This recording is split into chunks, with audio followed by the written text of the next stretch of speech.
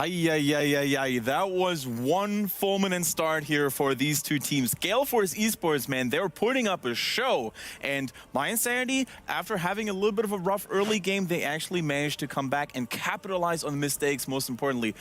Gilly, what was the most decisive factor and moment in this game? There was one team fight right around the middle shrine, or the middle fort for mYinsanity that was just too aggressive. I think we saw Gale Force eSports maybe feel like, oh my gosh, we're doing really well versus mYinsanity, a team that we were not expected to do well against, and maybe just got a little too aggressive off of that.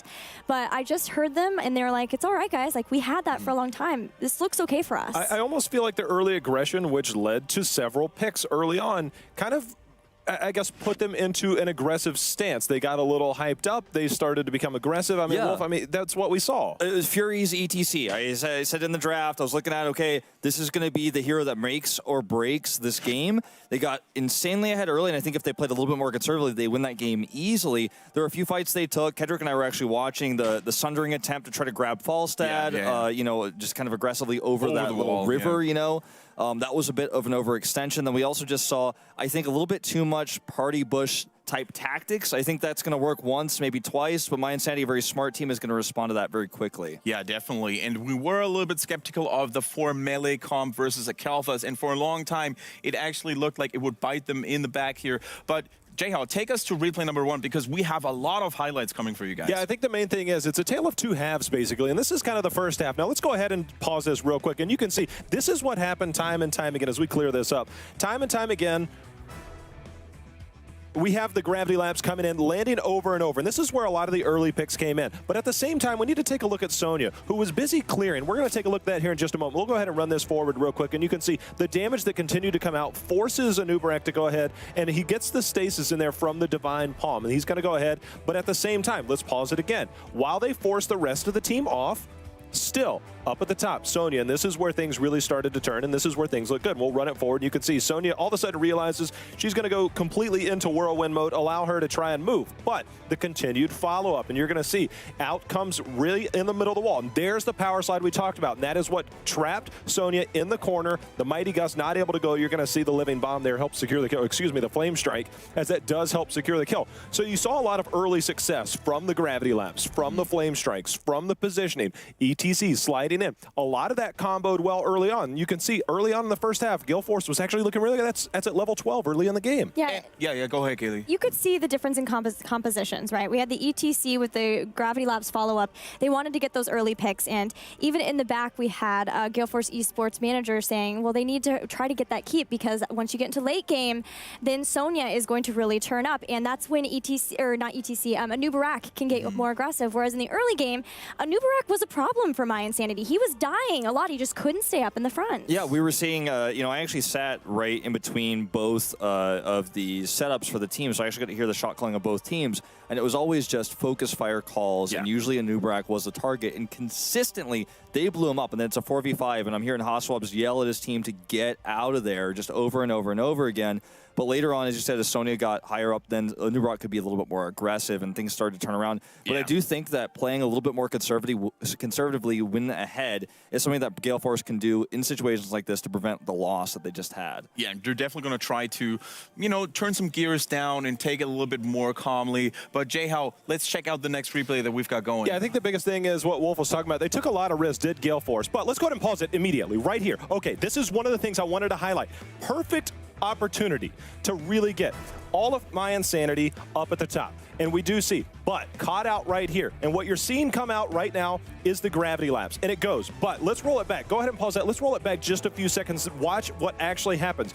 ETC, what does he use? He uses the face melt, and you're gonna see him blow back. Now, let's roll this real slow forward so we can actually see the gravity lamps. If this lands, this fight looks completely different. And out comes Sonya, and everything turns on there. Next thing you know, ETC gets blown up, and the rest of the fight looks completely different off of that one play alone. Imagine if Sonya goes down there. As you can see, the Mighty Gus isolates ETC. He's stuck in the middle, and this is the beginning of the end for Gale Force. But that one minor play right there could have been the difference between a win and a loss.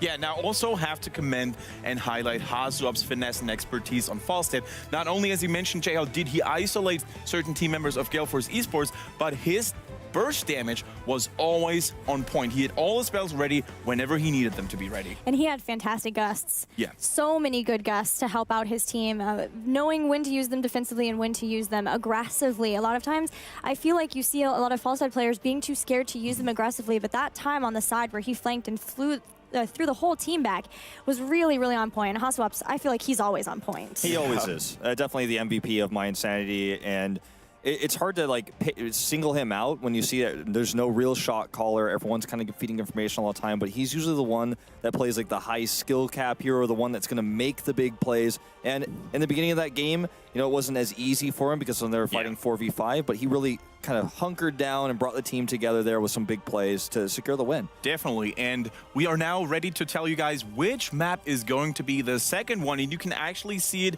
in the back here already a little bit. It is going to be Dragonshire, guys. For the very first time on screen, if I'm not mistaken here, we have this lovely map. This right here is a map that sometimes starts a little slow, but when it gets going, it ramps up. It's one of the more exciting late game maps that you'll find in Heroes of the Storm. I love this one, Gilly. There's a reason why Gale Force eSports also loves this map too, and that's because it really favors their play style and the types of heroes that they love Which to play. hero could they maybe go for? Yeah, do you have one? Is there one? There's things multiple. like globals. There's things like a little hoop action. There's all action, sorts of. Some I don't know dunks? Is if that what you're trying to say? here. I don't know if it's gonna happen here. You know, when we see him played, he's on Blackheart's Bay. But I will just say there are a lot of heroes that specifically Dragonshire lends to being good with. And as you can see with mYinsanity banning Falstad, that's already taking one of those key heroes away. Yeah, now one of the heroes that we have seen Fury play, but not so much recently, but a hero that actually excels really well on this map is Dahaka, especially when you get to that late game with level 20,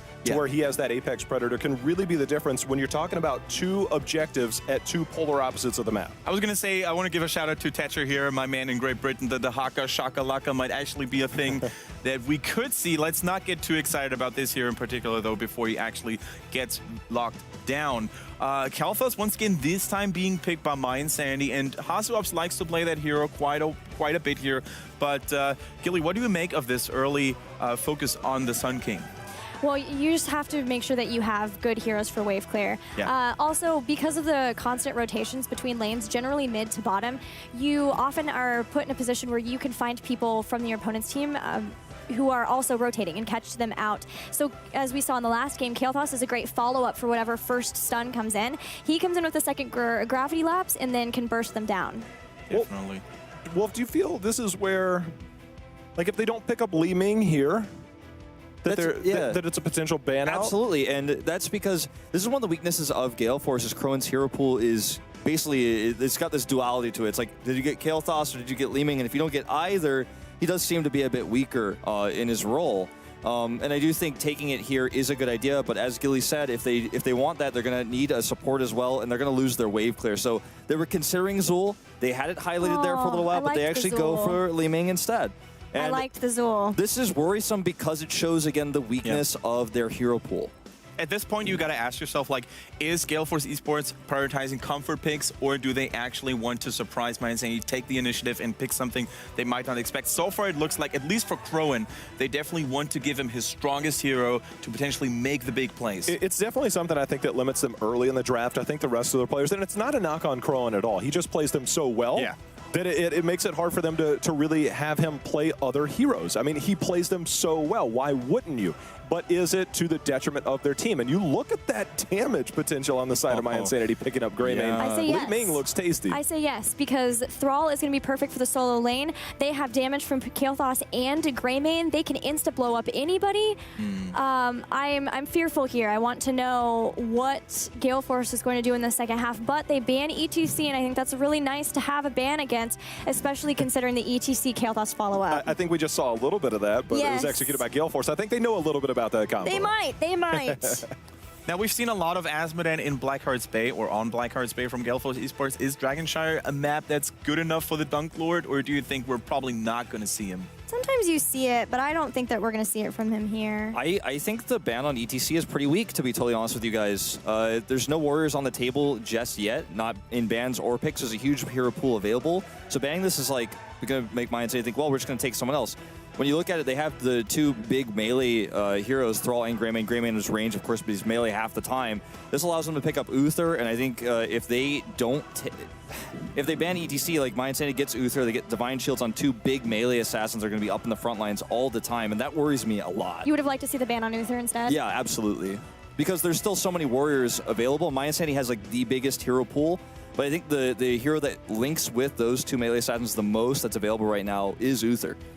Do you want to go for a Tassadar if you are Gale Force Esports? Not only does he provide vision, but also additional protection against a Thrall, against a Greymane? That's a beautiful point. I think the fact that you are going to have Greymane in his sights is going to be Li Ming. Without a shadow of a doubt, Greymane instantly takes a look at Li Ming every time he dives in. And I think that extra protection there from Tassadar can help keep somebody alive a little bit longer, I feel like. But is that going to fit into what their strategy is? It looks like they're just going to go straight into Sonya here. They have not had the biggest success with Sonya. Not but at they all. need help with wave clear, which is why we're seeing them grab her. And I'm fearful. Muradin is a great hero who's been really good for them in the past. So is Li Ming and so is Vigor, but Easy region coming out. Are they going to lock that in? You take ETC away, and this gives, again, another opportunity for more of these warriors to come in. Look at the lockdown, the follow-up they have for that. Oh, if they get any hooks, whoever gets hooked dies. Also keep in mind that there is a potential for Greymane to go Executioner, and with a Putrid Bow, you're going to deal a lot of damage to those Grishis. Yeah, that's true. You could even do something crazy like Backdraft with Gale Force. I think just slows for days. Uther is an excellent choice here. Just going to keep Stitches alive, but they're going to go for Karzim. Okay. Did not expect that. It's what they know, though. It's Splendor. Yeah. They're undefeated, right? I know, but he usually does Palm. There's Tassadar. Tassadar pairs really well with Sonya to be able to get in, but it's going to rely pretty heavily on Sonya to be able to get in and do the damage, but it's also going to be for Li Ming to follow up. The fact that Tassadar's there, I think, helps them, again, with the wave clear to pair up with Sonya. They can kind of leave Tassadar in that top lane, depending on if they want to. I think the strategy here, I like the fact that they picked up Tassadar as their last pick. Tassadar definitely helps the composition, but I'm going to be straight with you. I am very scared for Gale Force after seeing this draft. Do you think Karazim undefeated lives? Yeah. He hasn't lost yet. Look at, when we saw Stitches at the North American Regionals, we were like, why is Stitches here? Because there was no follow-up for the hooks. Look what they have for follow-up. Feral Spirits, Gravity Labs. I am terrified. Once that one hook lands, especially after 16, potentially with a fishing hook, through all these narrow choke points in Dragonshire, there is just, as you mentioned, Gilly, so much follow-up. You name it, Greymane, Thrall. I mean, there is so much potential. Even a 7-side strike, although, of course, we know that Splendor likes to facepalm people. It's going to be really hard to predict, but still, give it a try, Wolf. What is your prediction for game number 2? I think if Fury can't get early picks with Muradin, it's going to be really tough for them. This is, again, what I said last time about the ETC, and I'm going to have to go with mYinsanity. Did it in game 1, and I think they're going to do it in game 2. Right. Lady Gilly. There's too much lockdown to go with the Stitches hooks, and there's not enough escape on the side of Gale Force. I got to go with mYinsanity on this one. All right. And Jay-How, are you the last pillar hope for Gale Force Esports? No? I shake my head at both of you. I believe in Li Ming. I believe in Crowan. Give me Gale Force. Fair enough. Jay-How trusts in the Afro power coming in from Crowan, but I still think that mYinsanity, the German boys, they're looking strong. They have what it takes for sure on paper, and they have the experience and, of course, the class to execute it. But let's actually pass the ball over to Dreadnought and Kalaris, who will take us to game number 2 on Dragonshire.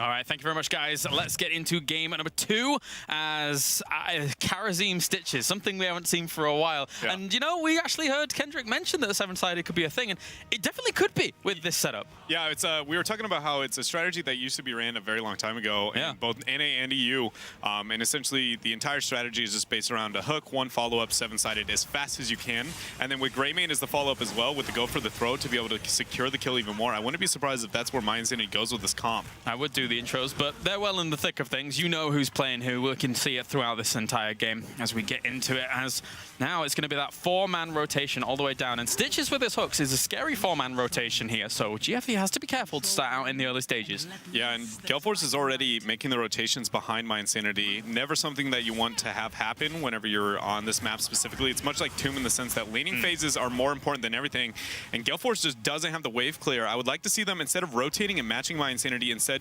rotating to the opposite lane something, because this is not a good place to be in when you know that Sonya Thrall is going to be roughly an even matchup if played appropriately. Yeah, and we haven't really seen too much Stitches on the, I guess, the world scale, international scale, or even national scale, or continental scale since Tour. And during all of that time, Damper Magic wasn't really a thing. But ever since people actually realized that, hey, actually, it's really good in Nubarak, when we do see Stitches come out, Damper Magic is now a thing. So it's nice to see it coming out a lot more. Yeah, and both these teams, again, trying to keep the dance here. Akaphase is going to be able to get on the camp, while Gale Force just making the rotations again between mid and bottom. And it really comes down to whoever wins the rotation. Splendor overextending a little bit there, getting stunned out. No follow-up CC. He will be able to get the Radiant Dash away.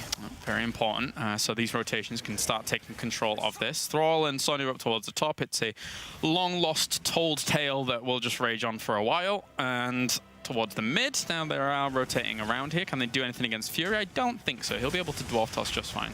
Gale Force is now managing to make it pretty close to even when it comes to the rotations. Krone is getting a decent amount of harassment as well here in the bottom lane. The beautiful 1v1s between the supports.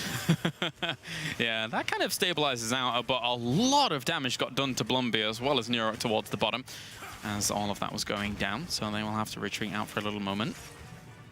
I'm surprised this has been so rotation-oriented. Obviously, the map kind of thrives with it, but that none of the teams have really been able to gain a major advantage in one of the rotations here. A slight difference in Thrall's build as well, and Venom being picked up as well. So if a hook does come down, it kind of further increases their kill potential in the earlier stages of the game here. Somebody does get poisoned down a little bit.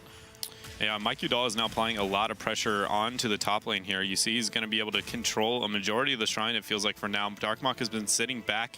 Meanwhile, he's just been forcing the minions because Thrall doesn't have the best wave clear for the most part. He does have great survivability, but his wave clear isn't necessarily the best because it takes too much mana. It's true. And so he's done a really good job, mYinsanity, on that 1v1. Isn't this great when we get C games on the international stage? You get to have matchups like mYinsanity versus Darkmok. It's something that's a bit weird, but whoa, whoa, whoa. Tassadar, get on away from there. But as I was saying, like, you very rarely get these matchups, and it's great to see kind of the interchanging pieces in them. Yeah, this is actually a beautiful rotation from Gale Force here as well, actually sending mYinsanity to the mid lane to get the clear because he's doing so well in the upper lane as well, allowing them to commit more resources to deal with that 4-man rotation from mYinsanity. They are going to be able to secure this bottom shrine, so no Dragon Knight quite yet for either team. Gale Force still holding on strong, and 7 approaching for both of them as well. Not really any hooks been thrown out too much, apart from that one on towards Fury, but there's not really too much kill potential on a Muradin there. Basically just a light harassment from Blumby at that point. He hasn't committed to any big plays in this first level, 7 levels. Crowan, during the first day of their play, was not really on the same page with Fury when he was throwing out a lot of his Ling Bing spells. Usually you see just Fury hits a hard CC and there will be always great follow-up coming out from Crowan. And I would like to see, since they looked like an entirely different team in that first series, or first game of today at least, I would like to see whether or not we kind of see that original North American version here. But Darkmok's going to get ganks and he will be falling down as well. So as long as the delay is going to be there, Gale Force now getting a small advantage. Nicely done by Fury to get up there and actually put the pressure on. Oh, that's the second one! The Seeker? Oh, it's big damage coming out onto Karazim. Not normally the most conventional amount of damage to come out, but thanks to Seeker, as you're mentioning, big damage going on towards Karazim. That's very uncharacteristic of Splendor, not only for being on the Karazim, but just in general, has some of the best support statistics out of all the players here at this tournament, so I'm surprised to see that from him. And I feel like we saw it a little bit in the last game as well, when he was on the Karazim, risking a bit of his positioning to try and, I guess, min-max as best as he can realistically, but Muradin getting caught out here does get the Dwarf Toss away, will be able to survive just barely. Yeah, the Envenom ticking away on him from Darkmok, but it's definitely not enough there against a Muradin.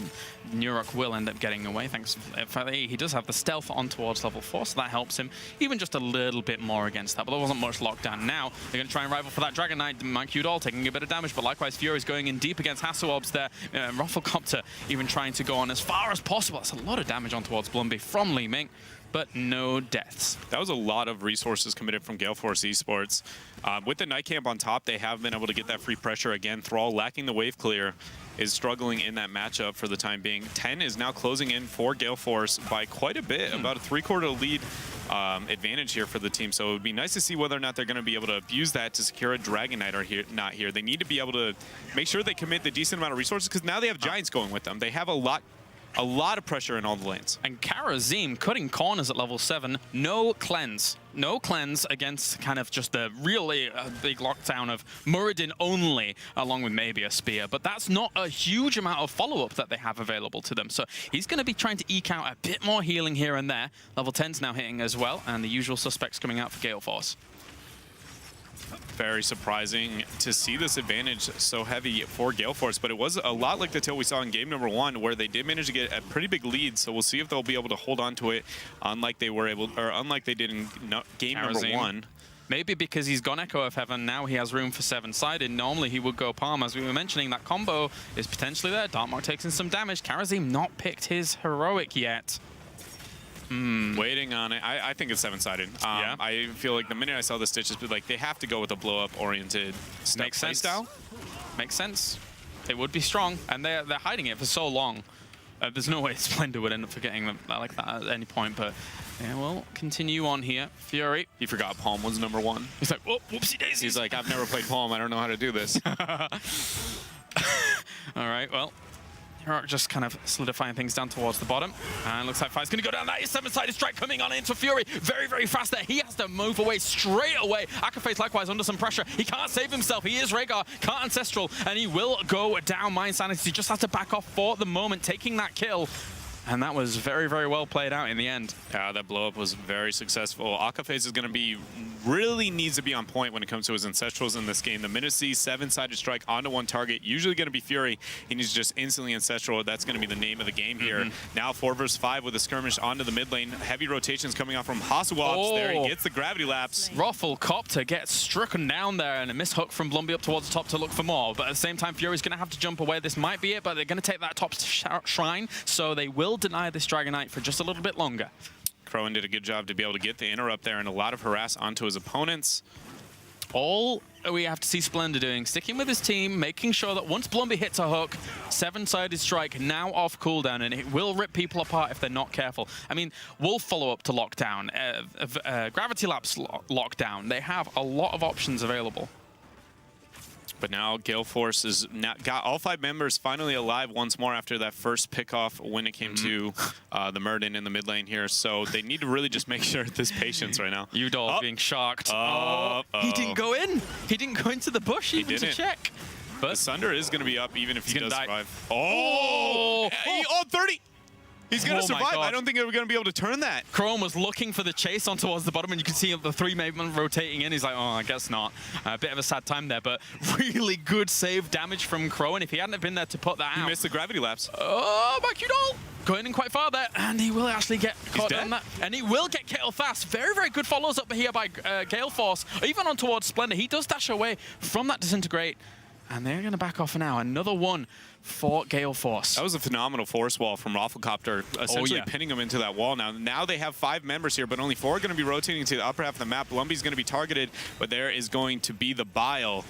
It was a good force wall if they had follow-up damage on towards someone. Unfortunately, it wasn't there. And that's 13 striking now for Gale Force, taking those talents, and Nurok just rotating around, making sure that that shrine is captured so they can't get that easy Dragon Knight.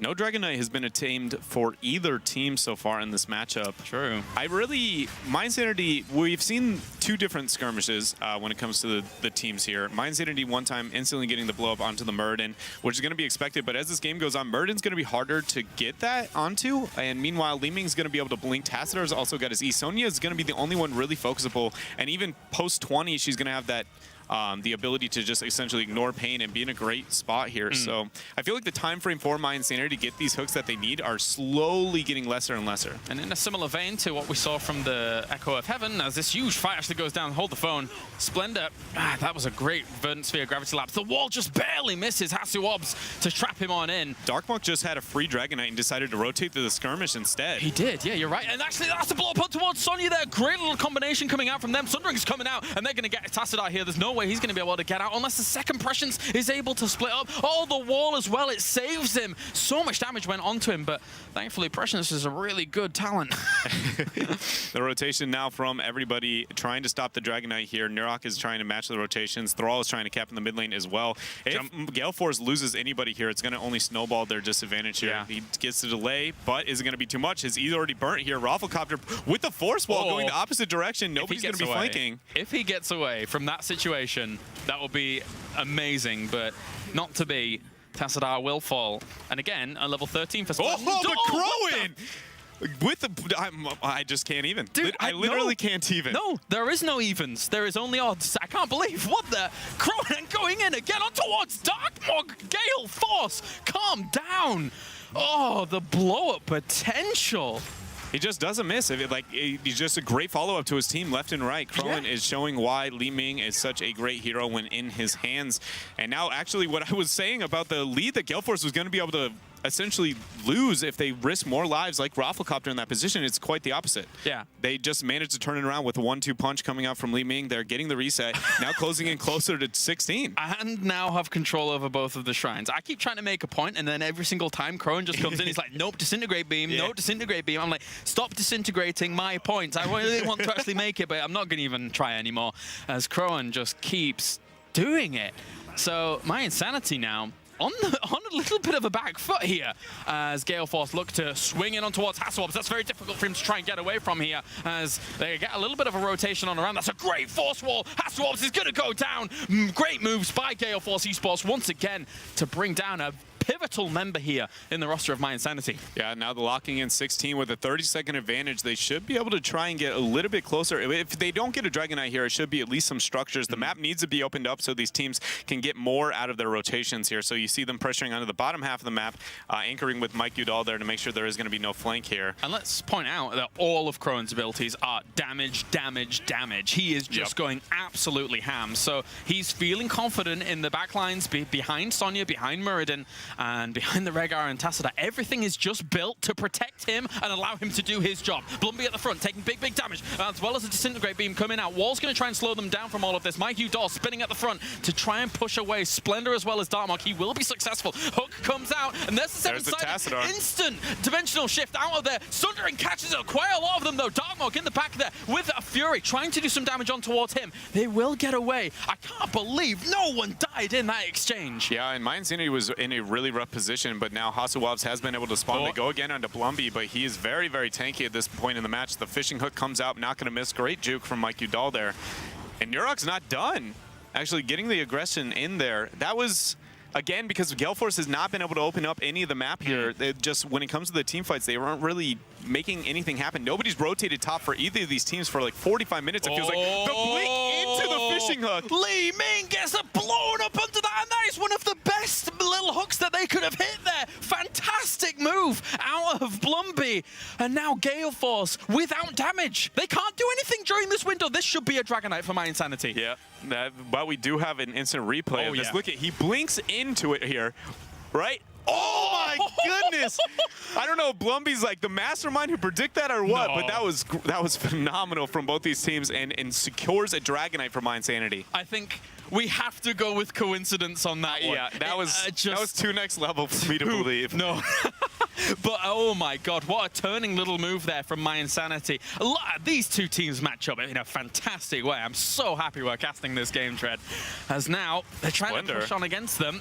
He might... He doesn't have seven-sided, but he will Radiant Dash. 10 seconds before that Heroic is going to be spawning. Keep in mind, it's still 4 vs 5. 15 minutes in, not a single fort has gone down, and this Dragon Knight isn't able to get a fort. Look how well they match up, Dread. It's so good. They're definitely making, almost mirroring each other, it feels like, when it comes to the decision-making. Like Darkmog making the rotation to the team fight over getting the DK in situations. They all just kind of, I don't know, they want to fight. That's all they're looking to do. I've got to say, again, Gale Force has impressed me so much in this series. They lost the first game, but they impressed me there. They're impressing me here as well. I'm going up against mYinsanity. I expected them to be on a bit of a higher level, but Gale Force is bringing the show. And oh boy, are they. Hasu Obs here, now working down that tower. They're on towards the fort. That's a lot of damage on towards Nurok. They should be able to save him. That's a great little stun out from Fury as well. Don't quite get the full follow-up onto him. And even still, if they did, well, it would have been maybe a little bit more healing coming out from Karazim, but now they have to back off. The Dragon Knight is going down now. Pressure from the camps is going to be the name of the game for both of these teams. Backing out, moving towards their Knights. When it comes to the Giants, they will be spawning in roughly a minute apart from each other, so mYinsanity with a minor advantage here, and obviously with 3/4 of level over Gale Force. And a slight change up in Rafflecopter's build from a normal dimensional warp. It will be evasive shielding coming out. So he's looking to allow Sonya to get into a better position when she's actually wanting to do some damage on towards these members and just give their team overall a little bit more in terms of mobility. Now both the teams, actually mYinsanity is rotating to try and match Gale Force eSports on the top lane here while Giants are pressuring on bottom. This is an advantage for mYinsanity over Gale Force just because the camps don't necessarily scale the exact same. Giants are far better when it comes to the sieging. And just so you know, like if you're a bit newer to Heroes of the Storm, the reason you saw Blumby throwing out that hook as he did in towards that bush, if you hit that, great. You actually probably get yourself a guaranteed kill off the back of that. If you don't, all right, you wait for like 14 seconds and you can do it again. You can just, fishing hook makes it amazing late game, right? Yeah, it just one hook is all it's going to take to win a game here. Yeah. But now, again, the team's just rotating, dancing around the map. I have one fort at 17 minutes. Amazing. I don't think I've ever seen that on Dragonshire. I feel like I've never seen a matchup go that long without structures falling here. And waiting in the wings here as Blumby goes up against them. That force wall is going to lock him in for a little while. Combo goes down on towards Blumby. He actually moves aggressively to try and avoid that, and that was very well done because now Fury's quite low. Hook comes out. That's thunder. Oh, yeah, that was a little premature, hoping that that hook was going to be a guarantee land. And now Blumby's going to die for this, I think. Yeah, seven-sided strike's not going to gain value when you're hitting 4 different targets at this time. Now mYinsanity is trying to withdraw here, Caleres. Nice little push forward here from Fury, jumping forwards on towards Splendor, and he does not have Palm to save himself. He will go down. Gale Force eSports 2-0 in that exchange. And they're both so close to level 20, but those 2 kills should guarantee themselves a Dragon Knight. Yeah, now Mike Udall is going top while everybody else is trying to make the rotation in the bottom half of the map here. I'm surprised they're committing so little resources for Gale Force to the bottom. They made a little bit of a split, baiting Akaface here as well. They should be able to take the skirmish here, 3 versus 3. Fury going to take some damage on towards the front, but Neuro should that kid does not miss! He doesn't miss! Crowan with the plays, the combos coming out. Dread, can we steal him for Europe? I don't think so. I'm not willing to give that up. Every single time a Stormbolt comes out, you can just expect all of Li Ming's damage focusing perfectly, getting all the secret procs and securing a kill. So now Gale Force is going to get their Dragon Knight here, matching, pushing through the bottom lane, the highest priority lane when it comes to this map specifically, and that's a minimum keep wall. We have 35 seconds till Greymane spawns. Can someone Photoshop Li Ming with an afro, please? It makes sense at this point. Such good control. Level 20's hitting at the moment, pushing with this Dragon Knight. Greymane is not up for another 20 seconds, hooking in the Dragon Knight, trying to get some free damage on towards him. Even seven-sided using on it to try and buy as much time as possible because they know that they could have potentially finished off the back of this. Now chewing through that Dragon Knight, there's no potential to finish in this instance. Gale Force only has an 8-second advantage here, and this Dragon Knight's going to be falling relatively soon. There's really no mercs up past this point. Keep in mind that's only a Tassadar. He's not risking positioning by getting hooked. And we need to see Gale Force open up the map if they're going to be able to do something here. Again, because bottom lane is the only lane where those fights are going to be something that can be effective. Otherwise, you're just dancing around, and that's the last thing you want to do against Stitches. Yeah, and now we're looking at the other side for mYinsanity. Master of Flames being picked up for Hasuovs, meaning that he's just trying to keep these guys as locked in as possible. It's not as common a talent to be taken because you see at this level of play, you see people realizing it's there and then splitting up efficiently, but there's a little bit of melee on the side of Gale Force. It might clump up. We'll see how it goes later on. Trying to see the decision-making from these teams now rotating top. I love this from Gale Force here now moving to get structures, knowing that they have so much pressure on bottom. Everybody from mYinsanity has to respond. And actually, Dragonshire is one of the few maps that when you hit the later half of the game, you can't just send one person to respond because it's game-ending if you make one minor mistake in the rotations because it's so easy to try and collapse on your opponents. The Fog of War here is huge. You see Blumby looking for a hook. He is not going to hit one. Great blink from Crowan, actually. He would have been hit by that. Yeah, that would have been very, very scary. And you can see all the follow-up that mYinsanity is trying to hit instantly as it happens. They're happy to throw out a Gravity Lapse. They're happy to throw out Flame Strikes. As long as that hook lands, it will get massive value. And that is still a big threat for Gale Force because, yes, they may have taken that keep towards the bottom, but one hook could change everything. Bottom lane has the Giants pushing for mYinsanity. Meanwhile, Knights are going to go head-to-head on the upper half of the map. They're all posturing towards the bottom half here. That fight is only going to be an advantage a little bit. The split! Oh, towards Tassadar! And he doesn't have dimensional warp, so it's going to be difficult for him to get out. Prescience actually procs. He does manage to get away, but the chase on from Nuruk blinks forward, tries to get the wall down to save himself, and he will get away with another dimensional shift cooldown. That was so close. But now the fight on Mike Udall, the ignored pain, keeping him alive through that entire time here, Kalaris. And this is the problem with how being split they were, but at the same time, they've done Gale Force have done a great job of surviving on towards Mike Udall. He will spear away there with Mystical Spirit level 13, getting him away from that. Ancestral Hill hits on towards that. And that being said, Hasuob's taking a lot of damage. Sundering will knock him back, making sure that they can't get the full kill on towards Hasuob. But they have no keep to withdraw to. The bombs are actually spreading there for a while. That's doing quite a lot of damage on towards Gale Force. They've got to back off. Yeah, they're very low on health now. mYinsanity has a lot more HP than them, but they still have the positioning to be able to secure the shrine now. They are going to make the rotation to the opposite side of the map, actually feigning it. I love this choice. Now they're going to be turning down here. They think they're rotating to the upper half, that they're safe. They know their health bar is an advantage, and now moving still down. Healthy. Yeah, still healthy here. Blumby looking for a hook maybe in just a little bit. He goes for a slam. When will he be? Well, the hook lands on towards Fury. It's not the target he wants. He was right next to him anyway. Trying to get a combo on towards Nurok. Does a little bit of damage. Not much. Tense situation here at the moment. It's just one hook, and this could go the opposite direction. Splinter taking a lot of damage, though. Doesn't have Palm either, so he's got to be careful about those aggressive moves that he's making at the front. Fury taking quite a bit of damage. Pops Stoneform, pops Avatar in wrong sequence, actually, there to get the maximum efficiency out of Stone. But that's the blow-up they need on towards Sonya. The hook into the seven-sided strike, instantly turning this fight into a 5v4. And now mYinsanity can take control of this map for a little bit. Yeah, that first skirmish where they were using the exact same combo there, burning all the cooldowns here. Great poke coming out from Krone, though. Fury's going in pretty aggressively here, so they are able to secure one half of the map when it comes to the shrines. And all that came down to was just the fact that we saw Sonya not having her cooldowns up, because in that first skirmish, she had to use them all to keep herself alive. Yeah, just keep forcing those situations from mYinsanity. They know all they have to do is keep landing these hooks, and they'll be in a great spot. Fury, double stun there, and trying to go on towards Li Ming. They grab her, but she does blink away there. Darmok's coming in from the left-hand side. Sundering on towards 2, locks down on towards Crowan. He will get Ancestral Heal, blinks away, gets on out of there for the moment. What great fights that we're seeing between these two teams. A lockdown on towards Fury as well. He will get away. He's got enough health to keep himself alive off that gravity. The Dragon Knight, though. There goes the hook.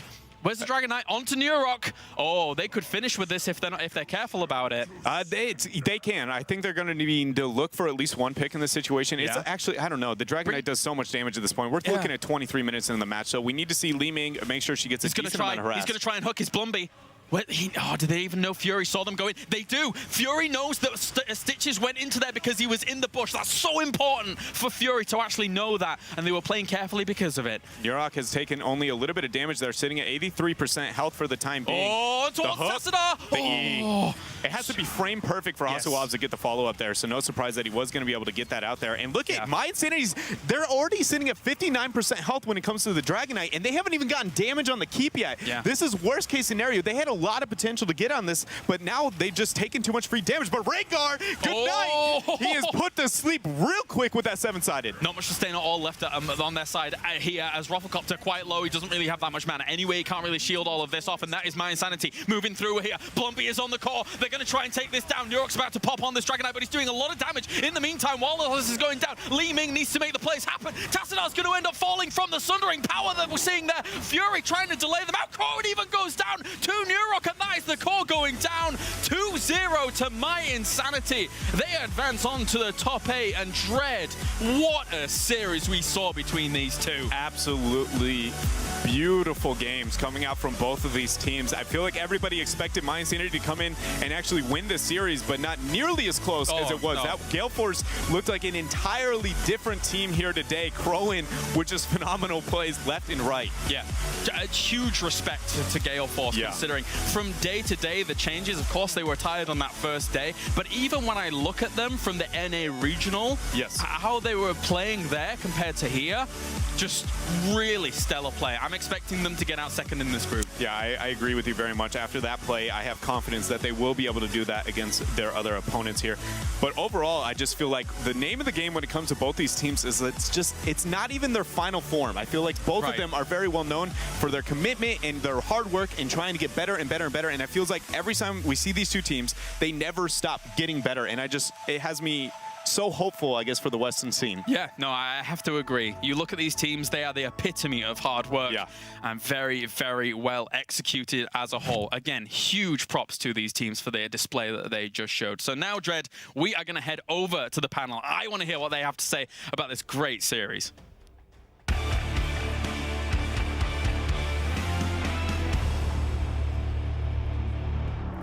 What a game, guys. I mean, without any doubt, this was the most intense and the most exciting series that we have seen in the Heroes of the Storm Summer Championship so far. And I don't want to take anything away from Gale Force Esports. They played a phenomenal series, but in the end, mYinsanity just was too strong. It kind of felt like Gale Force had the potential. We looked back at game 1, and I feel like they kind of let it slip through their hands. Game number 2, there were a few misplays, but I honestly don't think game number 2 had anything to do with what Gale Force did wrong so much as what mYinsanity did right. I mean, that was great. The whole game felt like it hung by a thread, right? It was just so close, and maybe not even a thread, but a Stitches hook, because it really came down to that hook on Rhaegar that was sealed the deal for the victory there for them, and those late game hooks were everything to I think they kind of did bank on those late game hooks, and there was a few unlucky moments. The Crowan teleport into the hook was a really unfortunate circumstance, but they turned fights around, fighting a man down summons just because Crowan went full damage, glass cannon, all the way full magic missiles build,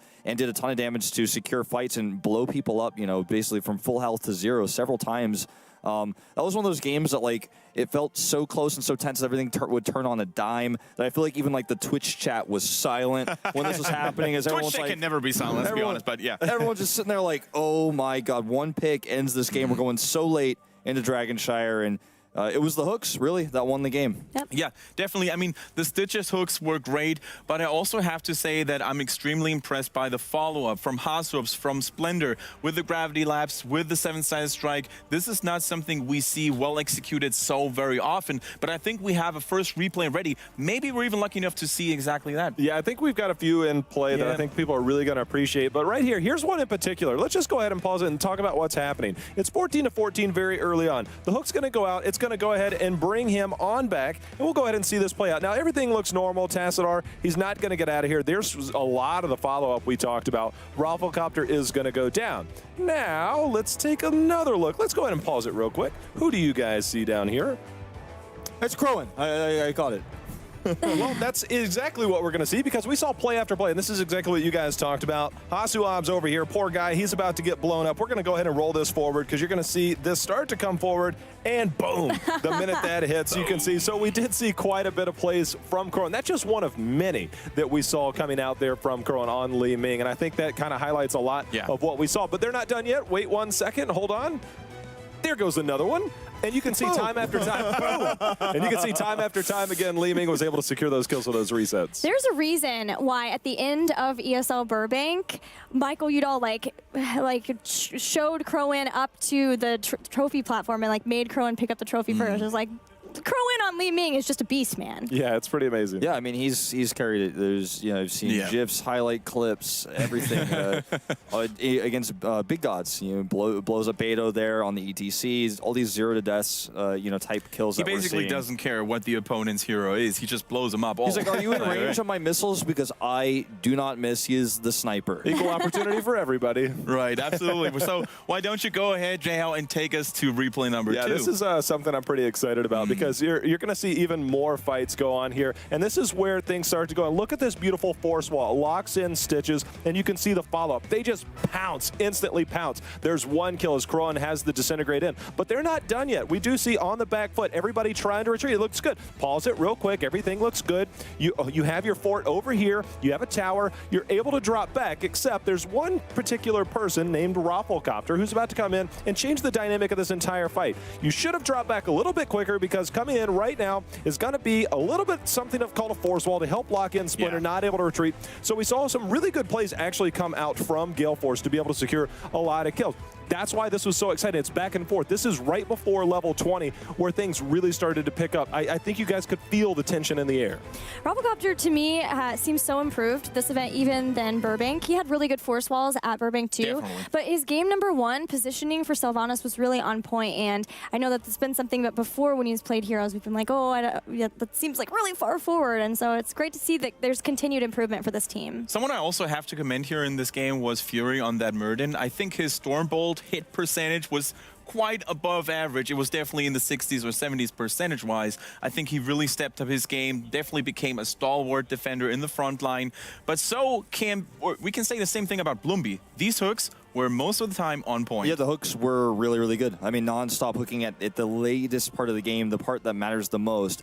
In the early game, you get a pick, everyone disengages, it's not that impactful. You don't have the huge scaling of the Dragon Knight like you have at the very end of the game. At the end of the game, you get 1 pick or 2 picks. The game ends that far in, that much damage on the Dragon Knight, and they got the hook that mattered.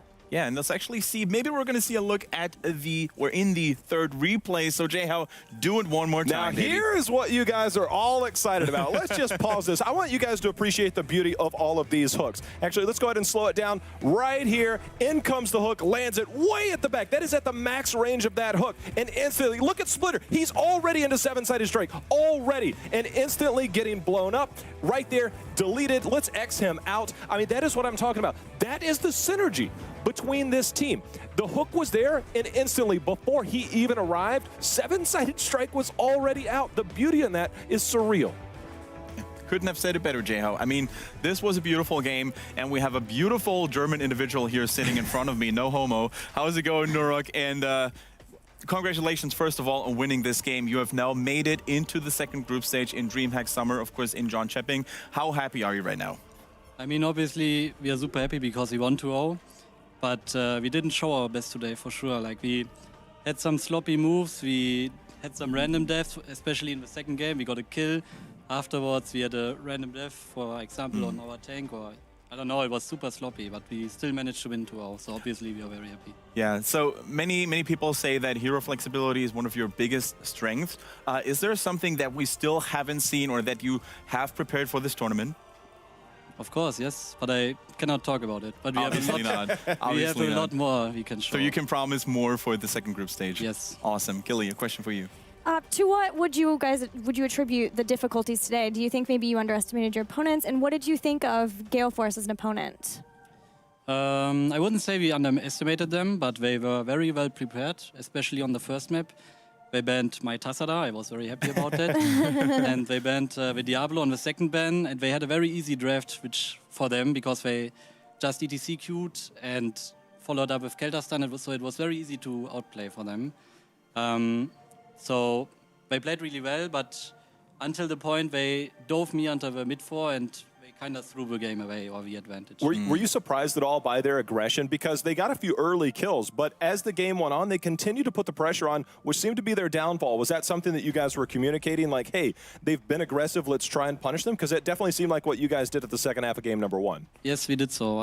I called out that they are playing pretty greedy. They got the bottom punisher, I think. And when they went to the mid-4 and they wanted to kill me, and I mean, obviously it was super greedy. Like, they should have just gone with a bottom punisher, especially if you have a Sylvanas on your team. They would have probably gotten the keep, actually, but they decided differently, so lucky us. All right, lucky you indeed, because you are one step closer to actually getting into the finals and potentially winning this game. That's what Darkmug actually said during the team video, that you guys are here to win, not just to look good. So maybe one final sentence or a few words to your fans out there, to the Heroes of the Storm community. I thank everyone support. I wanted to say thank you for every single supporter out there. We will try to even improve. Like today, we didn't have our best day, but we will make sure that for the second group stage, we will be very strong at our best. All right, so congratulations once again, and good luck on your future path. For now, guys, we're actually going to take a look at what the bracket looks like in Group B, because there's only one more best of 3 that we are still missing, and that, of course, is the deciders match between PBA and Gale Force eSports. But so it's very important to actually keep in mind that Gale Force eSports, they're not out of this yet. And by the way they just played against one of the strongest teams in the world, which is, of course, mYinsanity, they can definitely be proud of themselves and move into the second best of 3 with their heads high. I think one of the things that I kind of want to highlight, and this is kind of behind the scenes that we're going to talk about real quick, was that now the game kind of ended abruptly. There was a hook and everything kind of fell into that. Gale Force is known for being calm and collected and led from the top down. I saw one of their members walk off. He did not look happy. They're not out of it. They still have a chance to win. Can they regroup? You can't carry that mentality into the next round. It's completely done. This is kind of the thing about Gale Force is obviously they really rely on Mike to always kind of bring everybody together, and he unites everyone. But it feels clear that he actually has to bring everybody together sometimes. You know, sometimes there's like some disjointed communication. Whereas when you see mYinsanity, for example, everyone is staying linked together all the time. There's never like one voice that brings everybody back. It's 5 voices together communicating nonstop, and it does worry me what you're saying going to this next series, because PBA, they looked a little bit weaker on day 1, but today they brought the fire, and they are hungry. This is their chance to represent Taiwan for the first time, to have a Taiwanese team make it past the group stage. Yeah, and that's something that mYinsanity, man, will get to carry on into the second group stage. Their ability to stay calm despite the fact that both games early on, Gale Force, so smoothly. Gale Force had the lead, and even if they felt like they weren't playing their best, they were able to regroup, bring it back, and it just shows how dominant of a team they are and how well they could potentially do at this event. Definitely. Gale Force eSports, a lot of weight on their shoulders right now, a little bit of pressure to be exact, because one more loss could actually mean the end for them in this summer championship. Let's actually take a look at the double group phase here that we've got going on. Group A, of course, has been decided or was decided yesterday, but Group B isn't just over yet. Gale Force eSports and Big Gods is out of the tournament, excuse me. PBA and Gale Force eSports, those are the 2 teams that we are going to be looking at next. For now, though, I also wanted to encourage you, everybody at home in front of your computers, to use the hashtag HGC. Let us know what you thought of this previous set, but also let us know what you're going to expect of the upcoming match between PBA and Gale Force eSports. It's always nice to have more unknown and unfamiliar faces taking part in this discussion. Also, I wanted to give a big thank you to everybody who's been watching. Don't go anywhere, and we'll be back after a short commercial break.